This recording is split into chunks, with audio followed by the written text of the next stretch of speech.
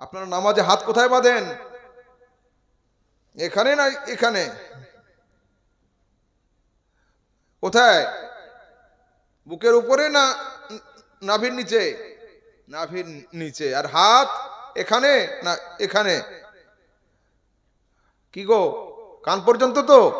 হ্যাঁ, আমাদের সমাজের যুবকরা এখন ইউটিউব আর ফেসবুক দেখে দেখে শিখে গিয়েছে এইখানে হাত বাঁধা, এইখান থেকে এইখানে।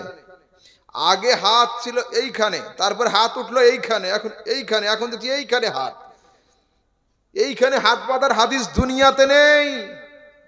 এইখানে হাত বাঁধার হাদিস দুনিয়াতে নেই। 2025 সালে যদি হাত এইখানে উঠে পড়ে, তো 2026 তো আসছে, 30-এর মধ্যে হাত মাথায় চলে যাবে। এত উপরে হাত উঠছে কেন? সিহাসিত্তার আবু দাউদের রিওয়ায়াতে রয়েছে, হযরত আলী রাদিয়াল্লাহু তাআলা আনহু বলছেন, ইন্না মিনাস সুন্নাতি ওয়াদউল কাফফি আলাল কাফফি তাহতা সুররা। রাসূলের সুন্নাত হলো বাম হাতের উপর ডান হাতে রেখে নাভির নিচে রাখা, এটাই হলো সুন্নাত। তারপরে খালি মাথায় নামাজ শুরু হয়ে গিয়েছে। হ্যাঁ হ্যাঁ, গেঞ্জি পরে খালি মাথায়। তারপরে নামাজের পরে দোয়া নেই। কবরে মাটি দেওয়ার সময় মিনহা খলাকনাকুম পড়া যাবে না, বিসমিল্লাহ বলো, মাটি ফেলো। তো এইগুলো এত রকমের রোগ হয়ে আছে, ডাক্তার এসেছে। দেখুন, যখন ডাক্তারের কাছে যান, ডাক্তার আপনাদের সঙ্গে প্রেসক্রিপশন করে না, বসে বসে আলোচনা করে কি হয়েছে না হয়েছে।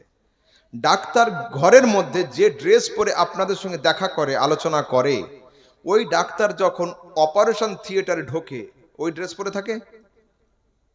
থাকে না, আলাদা ড্রেস থাকে। হাতে হ্যান্ড গ্লাভস থাকে, নাকে মাস্ক থাকে, মাথায় একটা ক্যাপ থাকে, গায়ে একটা ইউনিফর্ম থাকে।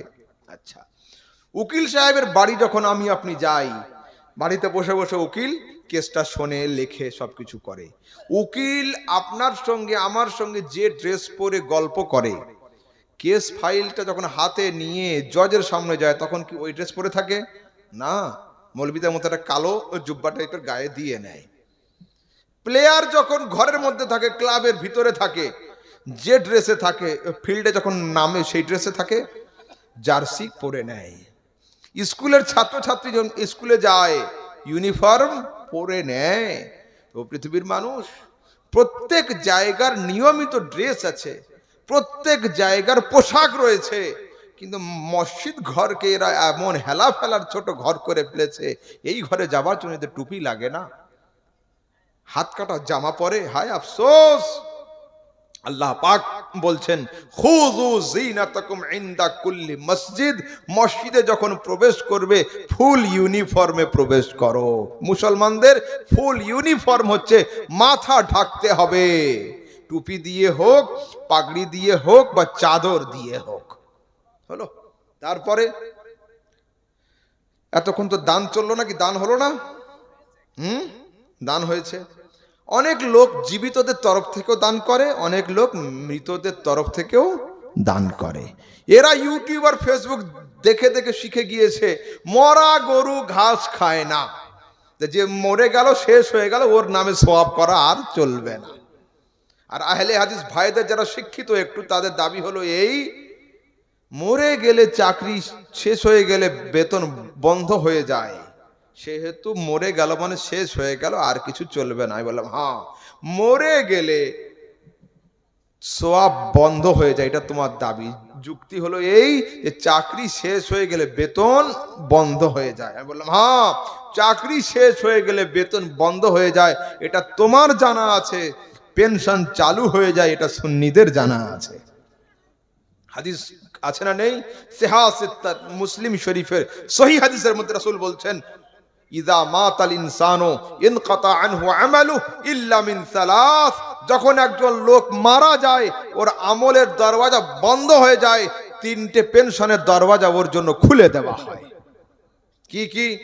সাদাকাতুন জারিয়া, স্থায়ী সাদকা, মসজিদ নির্মাণ করা, মাদ্রাসা নির্মাণ করা, কুয়ো খনন করে দেওয়া, প্লেগ্রাউন্ড তৈরি করে দেওয়া, জানাজার জায়গা তৈরি করে দেওয়া, এইরকম বড় কাজ যদি করে, তো কবরে শুয়ে শুয়ে লোকটা সওয়াব পেতে থাকবে।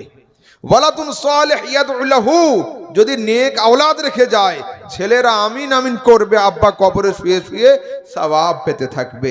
ইলমুন ইয়ান্তাফিউ বিহি, যদি লোকটা বই লিখে যায়, জ্ঞান বিজ্ঞান রেখে যায়, ওনার বই পড়ে লোক আলেম হবে, লেখক কবরে শুয়ে শুয়ে সওয়াব পেতে থাকবে। হলো। তারপরে রাসূল আকরাম সাল্লাল্লাহু আলাইহি সাল্লাম বলছেন, উম্মতি উম্মাতুম মারহুমা তাদখুলু কুবুরাহা বিযুনুবিহা, আমার উম্মত হলো নাজাত প্রাপ্ত উম্মত, এরা কবরে যাবে পাপের পাহাড় নিয়ে, কবর থেকে উঠে দাঁড়াবে, এদের কোনো পাপ থাকবে না। সাহাবায়ে কেরাম জিজ্ঞাসা করছেন, মরার পরে কি করে পাপ এদের মাফ হবে? রাসূল বলছেন, বে ইস্তিগফারিল মুমিনিন, মুমিন ভাইদের আমিন আমিন করার বরকতে আল্লাহ এদের পাপকে ক্ষমা করে দিয়েছেন, আল্লাহ এদের পাপকে ক্ষমা করে দিয়েছেন। সেই জন্য দোয়া সবসময় করবেন, দোয়াতে কোনো সময় কৃপণতা করবেন না। তারপরে এখন দেখছি মরে গেলে মাটি দেওয়ার সময় কি পাঠ করেন আপনারা? মিনহা খলাকনাকুম ওয়া ফিহা নুঈদুকুম ওয়া মিনহা নুখরিজুকুম তারাতান উখরা। আমার কিছু যুবক ইউটিউবার ফেসবুক দেখে দেখে শিখে গিয়েছে, না ওসব পড়ার দরকার নেই, বিসমিল্লাহ পড়ে মাটি দিতে হবে। আচ্ছা, ওদের দাবি হলো এই মিনহা খলাকনাকুম ওয়া ফিহা নুঈদুকুম, এটা হাদিস কোরআনে নেই, হাদিস কোরআনে নেই। আমি বললাম, কে বললো হাদিস কোরআনে নেই? কোরআন শরীফ সূরা তাহার মধ্যে এটা রয়েছে, কোরআনে কারীম সূরা তাহার এটা শেষের দিককার আয়াত। মরণ খবর শুনলে কি পাঠ করেন আপনারা? ইন্না লিল্লাহি ওয়া ইন্না ইলাইহি রাজিউন। এটা মরণ খবর শোনার দোয়া নয়, এটাও কোরআনের আয়াত। ইযা আসাবাতহুম মুসিবাহ ক্বালু ইন্না লিল্লাহি ওয়া ইন্না ইলাইহি রাজিউন। কি বোঝালাম? কোন আয়াত যদি অবস্থার সঙ্গে সামঞ্জস্যতা পায়, ওটাকে দোয়া হিসাবে ব্যবহার করা জায়েজ হয়। এবার হাদিসে আছে না নেই? মুসনাদ আহমদ বিন হাম্বল 12287 নম্বর হাদিস, আন আবি উমামাহ আল বাহিলি قال لما উদিআত উম্মু কুলসুম বিনত রাসূলিল্লাহ ফিল কবর, নবীর মেয়ে হযরত উম্মে কুলসুম যখন ইন্তেকাল করলেন, তাকে কবরে শোয়ানো হলো। ক্বালা রাসূলুল্লাহ সাল্লাল্লাহু আলাইহি ওয়াসাল্লাম, মিনহা খলাকনাকুম ওয়া ফিহা নুঈদুকুম ওয়া মিনহা নুখরিজুকুম তারাতান উখরা। এরা বলে হাদিসে নেই। কে বলল হাদিসে নেই? হ্যাঁ, বুখারী শরীফের মধ্যে মোট হাদিস আছে কতটা? ৭,৫০০ হাদিস। আর আমি যে কিতাবের হাওয়ালা দিচ্ছি, এই কিতাবে ৩৭,০০০-এর উপরে হাদিস রয়েছে। বুখারীর দাদা ওস্তাদেরা এরা খালি বলে হাদিসে নেই। আরে হাদিসে নেই নয়, তোমার নলেজ নেই, পড়াশোনা করনি, এডুকেশন নেই, জ্ঞান নেই। তুমি 8 পাস করে ইমামতির কাজ শুরু করেছো, উচ্চ মাধ্যমিকের পড়া তুমি পাবে কোথায় খুঁজে? তুমি তো পাস করেছো 8, এগুলো হবে কি করে? মাটি একবারে দেন না 3 বারে? 3 বার। জিজ্ঞাসা করুন, কালকে চায়ের দোকানে জিজ্ঞাসা করবে, তোমাদের হুজুর তো বললো না। তাফসীরে ইবনে কাসিরের মধ্যে ৫ম খণ্ডে আসছে, হাজারা রাসূলুল্লাহ সাল্লাল্লাহু আলাইহি ওয়াসাল্লাম জানাজাতান, রাসূল একটা জানাজাতে হাজির হয়েছেন। ফাআখাযা কাবদাতাম মিনাত তুরাব, এক মুঠো মাটি নিলেন। ওয়া ক্বাল মিনহা খালাকনাকুম সুম্মা আলকাহা ফিল কবর, রাসূল এক মুঠো মাটি নিয়ে পাঠ করলেন মিনহা খালাকনাকুম এবং কবরের উপরে রেখে দিলেন। সুম্মা আখাযা কাবজাতান উখরা, দ্বিতীয়বার ধরলেন, দ্বিতীয় অংশ নিয়ে রেখে দিলেন। তৃতীয়বার পাঠ করলেন, তৃতীয় অংশ পরে রেখে দিলেন। মাটি দেওয়ার সময় এই দোয়া হাদিস থেকে প্রমাণিত, 3 বারে দিতে হবে, এটাও হাদিস থেকেই প্রমাণিত। খবরদার বিভ্রান্তির শিকার হবেন না। এখন দেখছি ফরজ নামাজের পরে দোয়াতে যুবকরা হাত তুলছে না। হ্যাঁ, এত ভয় পাচ্ছে যেন মনে হচ্ছে হাত তুললে আকাশ থেকে আগুন পড়বে হাতের উপরে। একদম হাত তোলে না, আর খালি এমনি করছে এমনি করছে। ওকে জিজ্ঞেস করুন কি পড়ছো? মাসনুন দোয়া। মানে আঙ্গুলের গাঁটগোনা দেখে মনে হচ্ছে যে ২-১০ দোয়া ওর মুখস্থ আছে। দোয়া পড়ছে। কি দোয়া পড়ছো তুমি? মাসনুন দোয়া পড়ছো। কটা মাসনুন দোয়া তুমি জানো? এরা বলে হাদিস কোরআনে নেই। কে বললো নেই? কোরআনে কারীম ৩০ নম্বর পারা সূরা আলাম নাশরাহ আছে না? আলাম নাশরাহ লাকা সাদরাক সূরা আছে তো? আছে তো?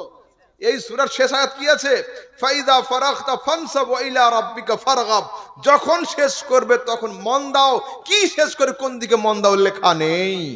এই আয়াতের ব্যাখ্যাতে আব্দুল্লাহ ইবনে মাসউদ বলছেন, আন আব্দুল্লাহ ইবনে মাসউদ قال ফাইদা ফারাগতা ফানসাব, আই ফাইদা ফারাগতা মিনাস সালাতি ফানসাব ইলা দুআ, যখন নামাজ শেষ করবে তখন দোয়াতে মন দিয়ে দাও। হাদিসে রয়েছে। কিন্তু আগামী কালকের যদি শিক্ষিত আহলে হাদিস হয় কি বলবে? এটা তো হাদিসে আছে নামাজের পরে দোয়া করতে হবে। কোন নামাজ? ফরজ নামাজ না ওয়াজিব নামাজ না সুন্নাত নামাজ না নফল নামাজ? ওটা তো লেখা নেই। আমি বললাম এসো আমি আরেকটা হাদিস দিচ্ছি। আন কাতাদা তাবাদদাহাক মাকাতিলা ফি কওলিহি তাআলা ফাইদা ফারাগতা ফানসাব, আই ফাইদা ফারাগতা মিনাস সালাতিল মাকতুবাতি ফানসাব ইলা দুআ, যখন ফরজ নামাজ শেষ করবে তখন দোয়াতে মন দিয়ে দাও। সরাসরি এই হাদিসে রয়েছে। কিন্তু যদি আহলে হাদিস আরেকটু শিক্ষিত হয়, জ্ঞানী হয়, আরেকটা প্রশ্ন করবে, এটা তো তাফসীরের কিতাবে আছে, সিহাহাতের হাদিসে কি আছে? আমি বললাম হ্যাঁ ভাই, প্রশ্ন তুমি করো না, উত্তর তো রয়েছে আমার কাছে। সিহাহাত তিরমিজি শরীফের হাদিসে আসছে, আন আবি উমামাতা আল বাহিলি قال قيل يا رسول الله আইয়ু দুআ আসমা, রাসূলকে জিজ্ঞাসা হলো, প্রিয় পয়গম্বর কোন সময়ের দোয়া আল্লাহ বেশি কবুল করে থাকেন? ক্বালা জাওফাল লাইলিল আখির ওয়া দুবুর আস-সালাওয়াতিল মাকতুবাত, গভীর রাতের ঘোর অন্ধকারের গোপন সময়ের গোপন দোয়া আল্লাহ বেশি পছন্দ করে থাকেন। ওয়া দুবুর আস-সালাওয়াতিল মাকতুবাত, প্রত্যেক ফরজ নামাজের পরের দোয়া আল্লাহ বেশি কবুল করে থাকেন। সরাসরি হাদিসে রয়েছে, সরাসরি, খবরদার নয়। আচ্ছা এটিএম বোঝেন? এটিএম আছে না? হ্যাঁ আচ্ছা, তো মার্কেটে এটিএম এর ডিসপ্লেতে কি লেখা থাকে? প্লিজ ইনসার্ট ইউর কার্ড, আপনার কার্ডটা পাঞ্চ করুন। যুবক গেল, কার্ডটা দিয়ে দিল, তারপরে কি লেখা উঠবে? Please press your valid password, 4 সংখ্যার বা 6 সংখ্যার কোড টিপে দেন। টিপা হলো, তারপরে সেভিংস অ্যাকাউন্ট বা কারেন্ট অ্যাকাউন্ট সিলেক্ট করতে হবে, টাকার অঙ্ক সিলেক্ট হয়ে গেল, এন্টার টিপে দেওয়া হলো। এটিএম মেশিনের নিয়ম হলো এই, টাকা বের করার আগে টাকা গোনার মতো একটা আওয়াজ হয়। এই আওয়াজটা যখন হয় তখন প্যান্টের পকেট থেকে হাত বের করে রেডি আছে, কিন্তু আসলেই ধরবে। ওকে জিজ্ঞাসা করুন, ভাই মসজিদে তো তুমি হাত তুলে দোয়া করোনি কেন, হাদিসে খুঁজে পাওনি? এটিএম এর সামনে হাত পাতা মনে হয় বোখারি পাতায় পাতায় রয়েছে। হ্যাঁ কি আফসোস, আল্লাহর ঘর মসজিদে বসে ইমামের সঙ্গে আমিন আমিন করাটা এটা হাদিসে খুঁজে পাইনি। এটিএম মেশিনের সামনে হাত পেতিয়ে দাঁড়ানো এটা কিন্তু বুখারীতে পেয়ে গেছে মনে হয়।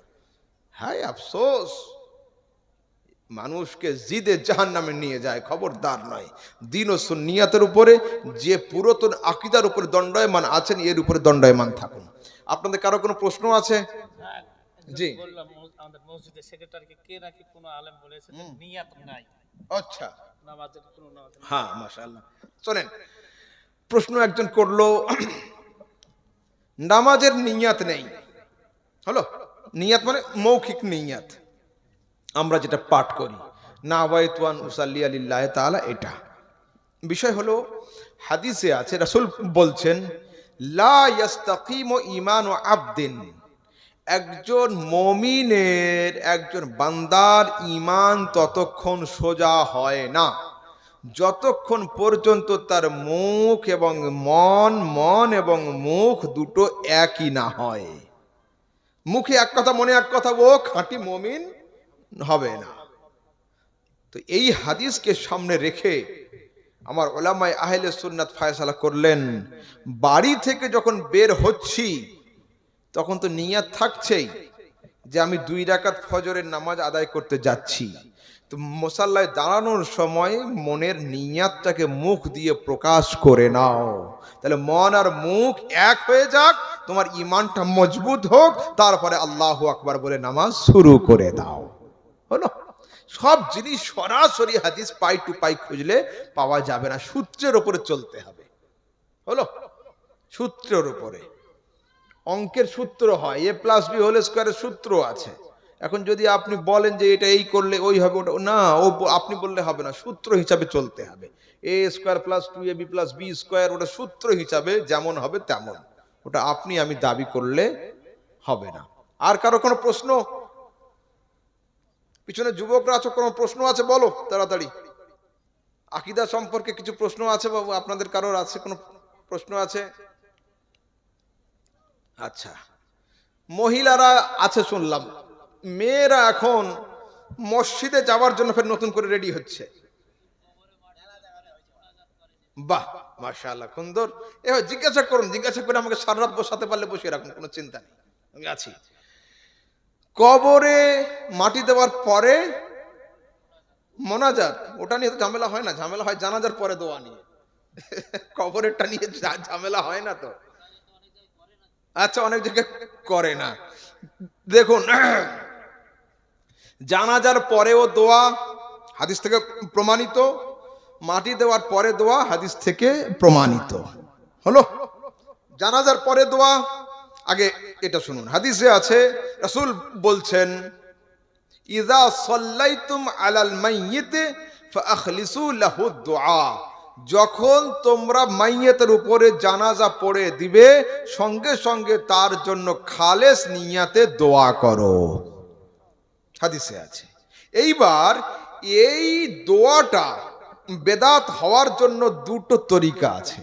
এই দুটো তরিকা সরিয়ে দিলে দোয়াটা বেদাত দুনিয়াতে কেউ প্রমাণ করতে পারবে না।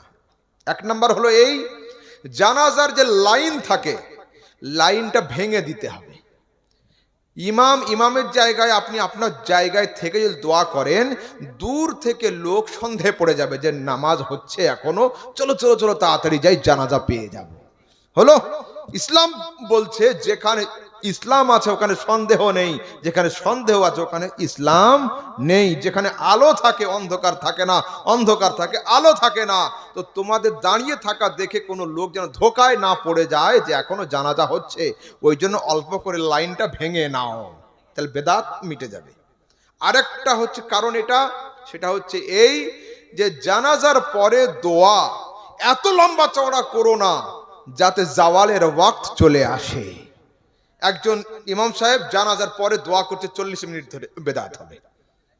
2 মিনিট 4 মিনিট, এতে কোনো অসুবিধাই নেই। এই দুটো কারণ ছাড়া দুনিয়াতে কেউ প্রমাণ করতে পারবে না। তারপরে দাফন করার পরে দোয়া, হাদিসে আছে না নেই? যে হাদিসে আছে। রাসূল আকরাম সাল্লাল্লাহু তাআলা আলাইহি ওয়াসাল্লাম একজন সাহাবীকে কবরে দাফন করলেন। দাফন করার পরে সাহাবীদেরকে হুকুম দিলেন, আয় সাহাবীরা, কি বাবা প্রশ্ন? মাশাআল্লাহ, জিজ্ঞাসা হচ্ছে। রাসূল আকরাম সাল্লাল্লাহু আলাইহি সাল্লাম বলছেন, তোমরা দাঁড়িয়ে যাও এবং ভাইয়ের জন্য মন খুলে দোয়া করো। ফাইন্নাহু আলআন ইউসআল, এখন তাকেই ফেরেশতারা এসে প্রশ্ন উত্তর করবে। এই সময় তার জন্য দোয়া করো যাতে তার মন স্থির হয় এবং ফেরেশতাদের প্রশ্নের উত্তর দিতে পারে। সরাসরি হাদিসে আছে। আসসালামু আলাইকুম হুজুর। ওয়া আলাইকুম আসসালাম ওয়া রাহমাতুল্লাহি ওয়া বারাকাতুহু। জিনেদের বসবাস কোথায় এবং কি খায় বিস্তারিত বলবেন। প্রশ্নের শেষে বিস্তারিত লেখা মানে হুজুর এত তাড়াতাড়ি নামবেন না, আরেকটু ওয়াজ করুন। বিস্তারিত নয়, শোনেন। জিনেরা, দুনিয়াতে অনেক লোক ভূতকে অস্বীকার করতে করতে জিনকে অস্বীকার করে দেয়। জি না, ভূত বলে কোনো জিনিস নেই। এইবার জিনকে অনেক লোক, গোদা বাংলাতে আমরা গ্রামাঞ্চলে ভূত বলে ফেলি, আলাদা কথা। কিন্তু যদি কোনো লোক জিনকে অস্বীকার করে, সে ব্যক্তি কাফের হয়ে যাবে। কেন? ওয়ামা খালাকতুল জিন্না ওয়াল ইনসা, কোরআনে আল্লাহ পাক জিনেদের জিকির আগে করেছেন, আপনার জিকির পরে করেছেন। আমি জিন জাতিকে এবং মানব জাতিকে সৃষ্টি করেছি আমার ইবাদত করার জন্য। জিন হক। কোরআন কারীমে সূরা জিন আছে 29 নম্বর পারাতে, কুল উহিয়া ইলাইয়া আন্নাহু ইসতামা নাফারুম মিনাল জিন। জিনেদের মধ্যে ভালো আছে, মন্দও আছে, তাদের মধ্যে আবিদও আছে, শয়তানও আছে। হুজুর সাল্লাল্লাহু তাআলা আলাইহি ওয়াসাল্লামের হাতে বেশ কিছু জিন এসে মুরিদ হয়েছিল এবং সেই জিনেদের যে আওলাদ এখনো পর্যন্ত দুনিয়াতে আছে, আলহামদুলিল্লাহ, তারা সাহাবীর ছেলে এবং তারা হলো এখনো ভালো রাস্তার উপরে লোককে পরিচালনা করে, কোনো সময় ডিস্টার্ব লোককে করে না। জিনেদের জন্য কোনো নির্দিষ্ট স্থান জায়গা নেই। তারা সাধারণত খালি জায়গায় সমুদ্রে বা সমুদ্রের তলাতে তাদের রাজ্য রয়েছে, সেখানে থাকে। হযরতে বড় পীর আব্দুল কাদের জিলানী রহমাতুল্লাহ আলাইহির যুগে ওনার একজন মুরিদ তার মেয়েকে জিনেরা ছাদ থেকে উঠিয়ে নিয়ে গেল। আব্দুল কাদের জিলানী এমন একজন পীর ছিলেন যার বাদশাহী জিন ইনসান দুজনের উপরে চলত। উনি ডাকলেন মেয়ের বাবাকে, এই ঘটনা তো, হ্যাঁ হুজুর আপনারই মুরিদ জিনে নিয়ে গেল। বলছে তুমি চলে যাও, বাগদাদ থেকে একটু দূরে একটা জায়গা আছে, এই জায়গার নাম হলো কার্ক। জায়গার নাম হলো কার্ক। এই কার্ক হচ্ছে শুধু পাহাড় আর পাহাড়, পাহাড় আর পাহাড়। এইখানে গিয়ে একটা গন্ডি কাটবে, বিসমিল্লাহ আলা নিয়াতে আব্দুল কাদের, আমি আল্লাহ পাকের নামে শুরু করছি আর আব্দুল কাদের জিলানীর নিয়াতে এই জায়গাতে ইতিকাফে বসলাম। এই কথা বলে গন্ডি দিবে। আর যখন সন্ধ্যা হবে খবরদার ভয় পেয়ে গন্ডি ছেড়ে বের হবে না, এক এক করে জিনেরা আসবে। কিছুক্ষণ পরে জিনেদের বাদশাহ উপস্থিত হয়েছে। আমাদের রাজত্বে তুমি মানুষ কি করছো? আমি হচ্ছে আব্দুল কাদের জিলানীর মুরিদ, হুজুর পাঠিয়েছে আমার মেয়েকে অমুক দিন অমুক সময় ছাদ থেকে উঠিয়ে নেওয়া হয়েছে। তাই নাকি? হ্যাঁ। 5 মিনিটের মধ্যে ওনার মেয়েকে নিয়ে হাজির। আব্দুল কাদের জিলানীর ভক্ত হাজির। তো জিনেদের জন্য কোনো স্পেশালি কোনো জায়গা হয় না, বন জঙ্গলে থাকে, শুনশান এলাকাতে থাকে। জিনেরা আকার চেঞ্জ করতে পারে, সাপ, ছাগল, বিচ্ছু এবং আরো কিছু হতে পারে। জিন হক, জিনেদের মধ্যে ভালো আছে মন্দ আছে। কিয়ামতের দিনে তাদের হিসাবও হবে, যারা ভালো ছিল সওয়াব পাবে, খারাপ ছিল যা কিছু হওয়ার তা হবে। আর প্রশ্ন কারোর কিছু? হ্যাঁ মাশাআল্লাহ, মাটি দেওয়া তো বলে দিলাম। কবরে আজান, কবরে আজান দেওয়া কোনো ফরজ নয়, ওয়াজিব নয়, সুন্নাত নয়, হলো মুস্তাহাব একটা আমল, সুন্দর একটা আমল, ভালো একটা আমল। এর ফায়দা কি? এ সম্পর্কে 3টে হাদিস শুনুন। হাদিসে আসছে নাজালা আদম বিল হিন্দি ফাস্তাওহাশা, হযরতে আদম আলাইহিস সালামকে আল্লাহ পাক জান্নাত থেকে দুনিয়াতে নামালেন। দুনিয়া ছিল শুনশান, আদম একা। ফাস্তাওহাশা, এই শুনশান জায়গাতে একা আদম ভয় পেয়ে গেলেন। নাজালা জিবরিল আযানা ফি উযনাইহি, জিবরিল ফেরেশতা এসে আদমের কানের ধারে দাঁড়িয়ে আজান দিতে আরম্ভ করলেন ডান কানে, আবার আজান দিলেন বাম কানে। বাম কানে যখন আজানে গিয়ে জিবরিল ফেরেশতা বলছেন আশহাদু আন্না মুহাম্মাদার রাসূলুল্লাহ, সঙ্গে সঙ্গে জিবরিল ফেরেশতার আজান শুনে আদম নবীর ভয় কেটে গিয়েছিল। জিজ্ঞাসা করছেন মান মুহাম্মাদু ইয়া জিবরিল, জিবরিল মুহাম্মদ কে? কথা বলা আরম্ভ করেছেন। তো হাদিসের বিশারদগণ লিখছেন যে ওষুধে বাপের ভয় দূর হয়েছিল সেই ওষুধে ছেলেদের ভয়ও দূর হবে। তো কবরে যখন যাচ্ছে নতুন জায়গা, মন স্থির হবে না, ওই জায়গাতে আজান দিয়ে দাও, মন স্থির হয়ে যাবে। 1 নাম্বার। নাম্বার 2, আমরা ধারণা করি শয়তানের চক্রান্ত কেবলমাত্র দুনিয়াতে হয়। জি না, শয়তানের চক্রান্ত কবরেও হয়। শারহুস সুদূর বিআহওয়ালিল কুবুর কিতাবে জালালউদ্দিন সিউতি লিখছেন কবরে যখন প্রশ্ন হবে মান রব্বুকা, তোর আল্লাহ কে, তোর রব কে, তো কবরের এক কর্নারে শয়তান দাঁড়িয়ে দাঁড়িয়ে ইশারা করবে, তাজায়া লাহু শয়তানু ওয়া আশারা ইলা নাফসিহি, শয়তান নিজের দিকে ইঙ্গিত করে বল বল আমি হচ্ছি তোর আল্লাহ। তো বলছে আরবে যখন আজান হতো তো শয়তান বাতকর্ম করতে করতে 37 মাইল দূরে রোহা নামক স্থানে পালিয়ে যেত। তো কবরে যখন প্রশ্ন উত্তর হবে ওর আগে আজান দিয়ে দাও, শয়তান যেন কবর ছেড়ে পালিয়ে যায়, মুনকার নাকিরের প্রশ্নের উত্তর যেন সহজভাবে দিতে পারে। হলো 3rd নাম্বার রিজন হলো এটা, ছাত্র যত ভালো প্রিপারেশন নিয়ে যাক, যদি হেডমাস্টারের অবর্তমানে ক্লাস টিচার কোনো ছাত্রকে উত্তর দেখিয়ে দেয়, অবশ্যই শর্ট কোশ্চেনগুলো স্যারের জবানের সঙ্গে মিলিয়ে ও নেয়। নিচে যখন জিজ্ঞাসা হবে মান রব্বুকা, তোর রব কে, উপর থেকে আওয়াজ হচ্ছে আল্লাহু আকবার, আল্লাহু আকবার, মুখ থেকে আওয়াজ হবে রব্বি আল্লাহ, আমার রব হলো আল্লাহ।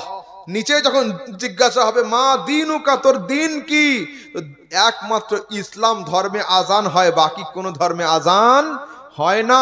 অটোমেটিক মুখ থেকে আওয়াজ আসবে দীনি আল ইসলাম, আমার ধর্মের নাম হলো ইসলাম। নিচে যখন আওয়াজ হবে মা কুনতা তাকুলু বিহাক্কে হাজার রাজুল, এই চাঁদের মতো মানুষ সম্পর্কে দুনিয়াতে তোমার কি ধারণা ছিল বলো। উপর থেকে আওয়াজ আসবে আশহাদু আন্না মুহাম্মাদার রাসূলুল্লাহ, তখন সঙ্গে সঙ্গে নিচে মুখ থেকে আওয়াজ হবে হাযা নবিয়ুনা মুহাম্মাদুন সাল্লাল্লাহু আলাইহি ওয়াসাল্লাম, ইনি তো হলেন আমাদের নবী মুহাম্মদ সাল্লাল্লাহু আলাইহি ওয়াসাল্লাম। ঠিক আছে, কবরে আজান দেওয়াতে অনেক ফায়দা। 14টা জায়গায় আজান দেওয়ার কথা আছে। বাচ্চা পয়দা হলে আজান দেওয়া, আগুন লাগলে আজান দেওয়া, রাস্তা ভুলে গেলে আজান দেওয়া, সেই জায়গাতে লেখা আছে কবরে আজান দেওয়া। আর কারো কিছু কোনো প্রশ্ন?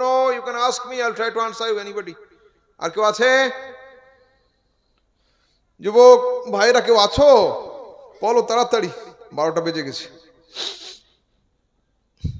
আপনাদের কিছু?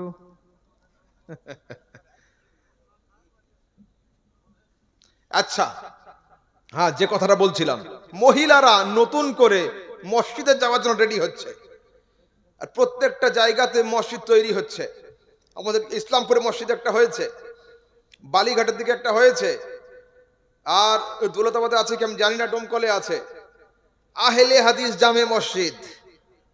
আর ওইখানে মেয়েদেরকে নিয়ে যাওয়া হচ্ছে, উপর তলায় মহিলারা, নিচের তলায় ভদ্রলোকেরা।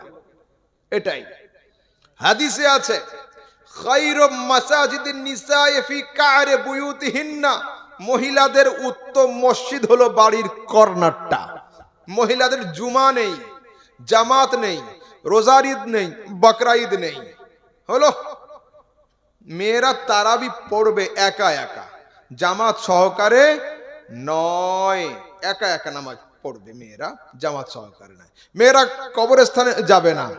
আজকাল মাজার জিয়ারতের জন্য মেয়েরা বের হচ্ছে, এখন পাথর চাপড়ি যাওয়ার জন্য মেয়েরা বের হচ্ছে, খবরদার নয়, পায়ে পায়ে পাপ হবে, পায়ে পায়ে গুনাহ হবে। মহিলারা মাজার জিয়ারতের জন্য বাড়ি থেকে বের হতে পারবে না, খবরদার না। মেয়েদেরকে আল্লাহ পাক 4টে জিনিস দেন নাই, নবুয়ত, খেলাফত, ইমামত, রিসালাত। দুনিয়াতে কোনো মহিলা নবী হয়নি, কোনো মহিলা রাসূল হয়নি, কোনো মহিলা মসজিদের ইমাম হয়নি, কোনো মহিলা খলিফা হয়নি। হয়েছে খলিফা? না। এই 4টে জিনিস আল্লাহ পাক মেয়েদেরকে দেন নাই। আর কিছু?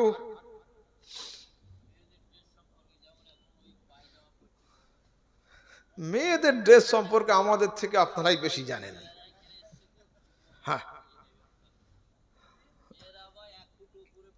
হ্যাঁ হ্যাঁ হ্যাঁ, হাদিসে আছে যখন পুরুষরা মহিলাদের ড্রেস, মহিলারা পুরুষদের ড্রেস পরবে, সেই সময় আসমান থেকে বালার দরওয়াজা খুলে দেওয়া হবে। এখন তো দেখছি আমাদের সমাজের যুবকরা হাতে বালা, গলায় চেন, এদিকে কান ফুটো করে নিচ্ছে, বোঝা যাচ্ছে না যে লেডিস না লেডাস, কোনটা কি। হায় আফসোস। যুবক শোনো, লাস্ট একটা হাদিস শোনাই। রাসূল আকরাম সাল্লাল্লাহু তাআলা আলাইহি ওয়াসাল্লাম হাদিসে বলছেন ইযা ফাআলাত উম্মতি 15 খাসলাতান হাল্লা বিহাল বালা, যখন আমার উম্মতিরা এই 15টা কাজ করবে, আসমান থেকে বালার দরওয়াজা খুলে দেওয়া হবে। মন দিয়ে শুনুন, সমাজ সংস্কারমূলক কথা বলছি। কি কি? ইযা কানাল মাগনামু দুয়ালা ওয়াল আমানাতু মাগরামা, যখন গরিব মিসকিনের মাল লুঠের মালে পরিণত হবে, আসমান থেকে বালার দরওয়াজা খুলে দেওয়া হবে। হচ্ছে না, হচ্ছে না সমাজে?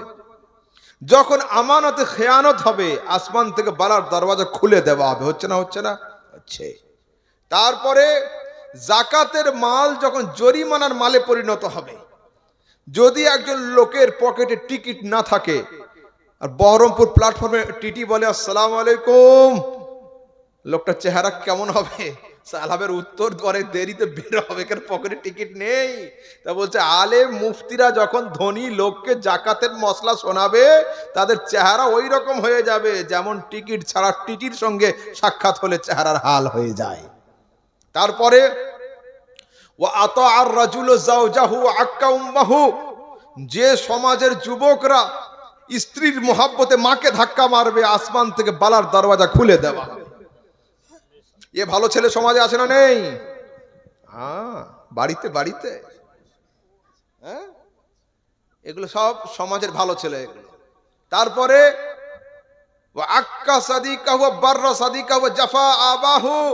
সমাজের যুবকরা যখন বন্ধুদেরকে সন্তুষ্ট করার জন্য আব্বার সঙ্গে উঁচু আওয়াজে ঝগড়া করবে, আসমান থেকে বালার দরওয়াজা খুলে যাবে। সে সময় তো আসছে, ডিসেম্বরের লাস্টটা হতে দেন না। পিকনিকের বাহানাতে সব তো ডিজে নিয়ে ছুটবে, রাত 12টার সময় আব্বা বলবে আজকে যাওয়া হবে না, ছেলে বলবে আমি যাব, তুমি কি করতে পারো করো, ব্যাস হয়ে গেল। তারপরে সুরে বাতিল খমর, যে সমাজে মদ পান সাধারণ থেকে সাধারণ হয়ে যাবে, সেই সময় আসমান থেকে বালার দরওয়াজা খুলে দেওয়া হবে। আমাদের বয়স কম, আমার এখন 33 মাত্র। আপনারা বলতে পারবেন আজ থেকে 20 বছর 40 বছর আগে সমাজে কয়জন লোক মদ পান করতো আর এখন কয়জন করে? আজ থেকে 40 বছর আগে টর্চ লাইট মেরে খুঁজলেও পাওয়া যেত না। সারা গ্রামের মধ্যে একজন বা দুইজন লোক মদ পান করতো, তারা কি আবার রাতের বেলা গোপনে খেয়ে ঘুমাতো, মাতলামি করতো না। আর এখন সমাজে এই হাল।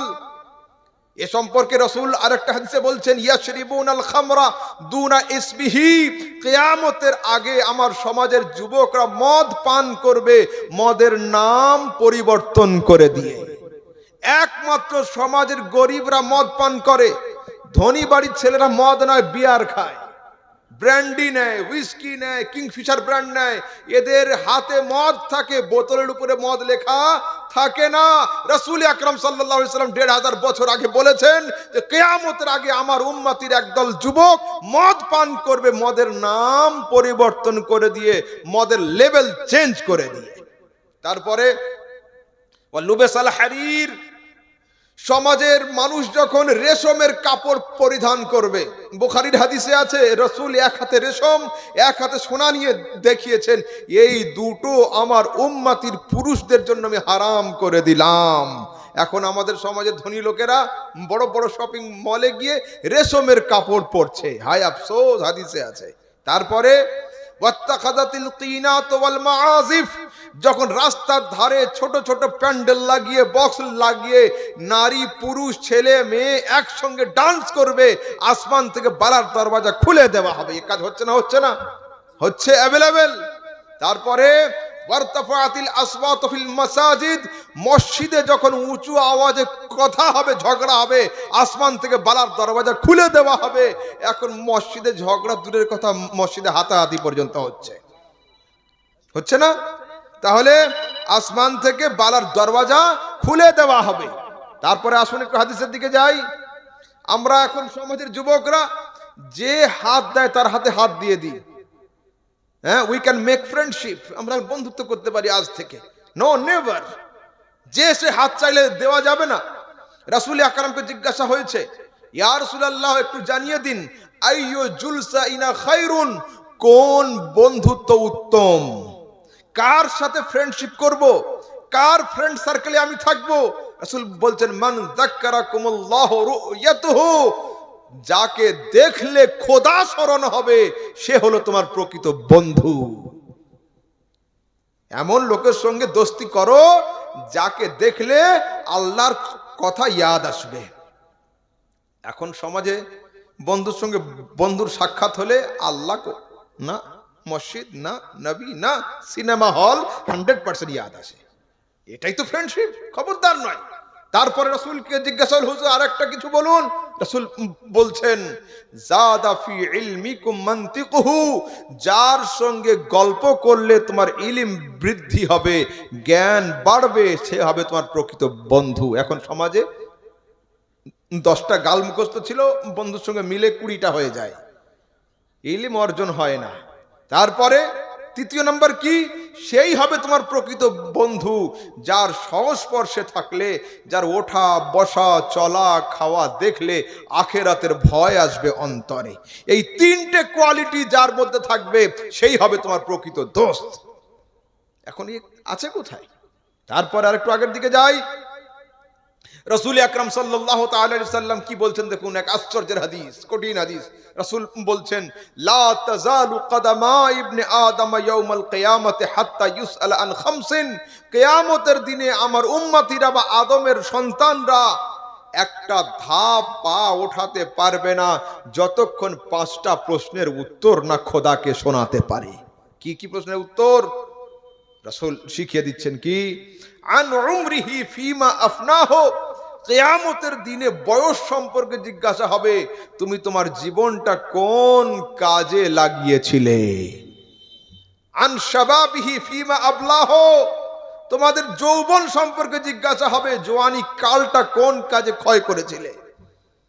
আন মালিহি মিন আইনা ইকতাসাবাহু, তোমাদের ধন সম্পদ সম্পর্কে জিজ্ঞাসা হবে, কোন জায়গা থেকে উপার্জন করেছিলে। ওয়া মিন আইনা আনফাকাহু, এবং কোন জায়গাতে এই ধন সম্পদ তোমরা খরচ করেছিলে। আর 5th নাম্বার প্রশ্ন হবে, মাযা আমিলা ফিমা আলেমা, তুমি যা যা শুনেছিলে তার উপরে তুমি প্র্যাকটিক্যালি আমল করেছিলে কিনা। This are 5 questions. এই 5টা প্রশ্নের উত্তর কিয়ামতের দিনে যতক্ষণ দিতে না পারবে ততক্ষণ পর্যন্ত একটা লোক পা উঠিয়ে যেতে পারবে না। যদি পরীক্ষার দিন সকালবেলা স্কুলে হেডমাস্টার এসে দেখে যে ওনার অফিস রুমের তালা ভাঙা, সেই দিন পরীক্ষা ক্যান্সেল হয়ে যাবে। কেন? প্রশ্ন লিক হয়ে গিয়েছে, প্রশ্ন আউট, তাই না? পরীক্ষার আগের দিনে যদি যে গাড়িতে কোশ্চেন আসে, যদি গাড়ি লুট হয়ে যায়, ইন্টারভিউ আর থাকবে না, পরীক্ষা থাকবে না, চেঞ্জ হয়ে যাবে। কেন? প্রশ্ন আউট হয়ে গিয়েছে। কিন্তু তোমাদের রাসূল, আমাদের রাসূল, আপনাদের নবী কত দয়ার পয়গম্বর, 1500 বছর আগে জানিয়ে দিয়েছেন কবরে কটা প্রশ্ন হবে, উত্তর কি কি হবে। কিয়ামতের দিনে প্রথমে কোন প্রশ্ন হবে, তার উত্তর কি হবে। কিয়ামতের দিনে শেষে 5টা প্রশ্ন হবে, 5টা প্রশ্নের উত্তর কি হবে। আমরা এতগুলো জানার পরে যদি ঠিকমতো উত্তর না দিতে পারি, আমরা কপাল পড়া, তকদির খারাপ আমাদের, এছাড়া আর কিছুই নয়। আর বলুন, কারো কিছু জানার আছে? হযরত, এই পর্যন্ত শেষ করছি। বলার মধ্যে যদি কোনো শাব্দিক ত্রুটি হয় আল্লাহ পাক যেন ক্ষমা করেন। আর যুবকরা, তোমরা এখানে একটা লাইব্রেরি কায়েম করো বাবু। বিদেশি সৈনিক নিয়ে এসে বেশিক্ষণ যুদ্ধে টিকে থাকা যায় না। আমি আসলাম দূর থেকে 2-4 ঘন্টা থাকলাম, চলে যাব। তো তোমরা এইখানে একটা বাংলা লাইব্রেরি একান্ত করো। ইউনিটি ইজ পাওয়ার, একতাই শক্তি। এবং সাপ্তাহিক একটা তালিমের ব্যবস্থা হোক, শুক্রবার হোক বা সানডে হোক, যে কোনো একটা দিন যেটা তোমরা খালি পাবে, সেই দিনে একটা তালিমের ব্যবস্থা করো। সব দিনে যে হুজুর থাকবেন তা নয়, সব দিনে আমি থাকবো তা নয়। তোমরা 10 জন শিক্ষিত ছেলে জুটে গেলে যে কোনো একজন বাংলা বই হাতে নিয়ে 2 পৃষ্ঠা পড়ে দিলে, পড়ে ওর থেকে মশলা মাসাইল জানলে, এটা করলে দিন ও সুন্নিয়াত ভালো মতো কায়েম থাকবে। ঠিক আছে? এবং যদি তোমাদের কোনো হেল্প লাগে, বই ইনভেস্ট করা বা আরো কিছু, আমার সঙ্গে যোগাযোগে থেকো, ইনশাআল্লাহ তাবারক ওয়া তাআলা আমি সবকিছু করে দেব। আসসালামু আলাইকুম ওয়া রাহমাতুল্লাহি ওয়া বারাকাতুহু।